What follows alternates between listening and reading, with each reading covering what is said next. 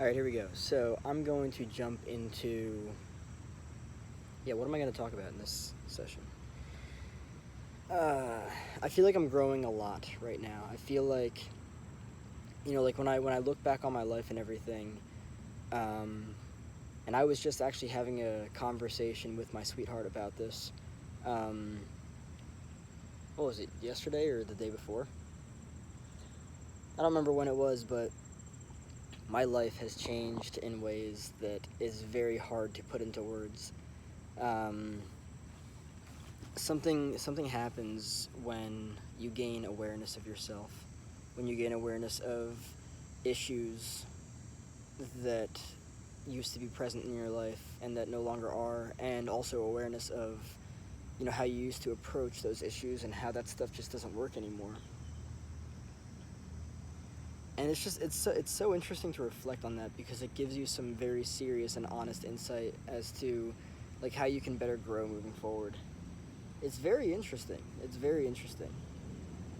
Um, and the way that I'm looking at my life now, like after a while, like if you're aware enough, right? After a while, like you can kind of come to conclusions like, okay, that worked, all right, but that didn't, all right, but this did, but that didn't. Like you can come to that, and I feel like the further that you dive into that stuff, and the further that you dive into like potentials for how things could be even better moving forward, I just feel like there's nothing but potential, and I feel like the extent to which you are, you know, capable of just like diving even more and more into just different understandings and different realizations and different awakenings and just it's like the potential is limitless. Like it's crazy. And it's really cool to be in that space too because the more aware you are of yourself, of your shit, of all that stuff, the better things get. That's all. The better things get. So yeah, I was reflecting on that stuff the other day, and I was like, yeah, this is how I know things are different. The people that I idolize are different. They vibrate at the frequency of growth and evolution and bluntness and presence and congruency, and they're very, just raw and authentic, and that's something that I adore. The space that I used to be in was not that at all. It was the space that I used to be in was hurt, was people pleasing. It was all that stuff, just kind of like exploiting myself and everything. And it's really cool to be in this space of awareness now because it's completely different from how it ever was before. And I'm just really excited about that because I know that it's only going to get better from here moving forward. Um, what advice would I give my 20-year-old self? Um, Keep going because things are going to get better. And that's the funny thing too because I remember my 20s. My 20s were very interesting, but it was a lot of pain, and there was a lot of thoughts that I don't know, like I don't know. I had thought processes of collapse and everything, and it was simply because I was in pain because I had trauma, and the way that I decided to deal with that trauma was by projecting it onto everyone else. And of course, that's not the answer because nothing ever gets better when you do that. But people do that, and they think that's the way to. I mean, regardless of whether or not they think that's the way to live, they do it because that's just the way that they choose to deal with their shit. But I used to be somebody who just dealt with my shit like that, just like putting it on everyone else.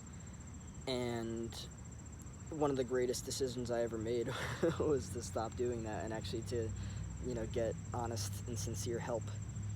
Because, you know, your shit is your own to take. Like, it's not your fault that you were traumatized, but it is your responsibility to do something with the trauma that you carry around. Because if you don't do anything with it, you're just going to put it onto everyone else. And that's just not a good strategy. You're going to end up hurting a lot of people. You're going to end up pissing off a lot of people and stuff.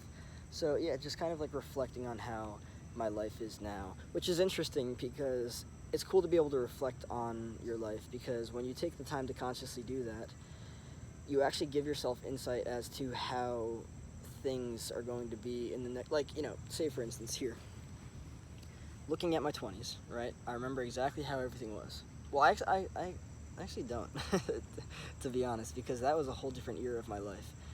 I don't even remember the stories. I mean, I remember some of the stories that I was telling myself, some of my belief systems, um, some of the things that, were just kind of cycling around my psyche.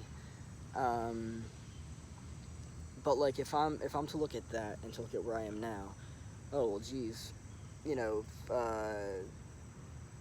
what's 5 years from now? 30, 37. 37 is going to look very interesting. 40, 40, 42 is going to look very interesting. And this is all because I planted seeds, very conscious seeds that I was aware of.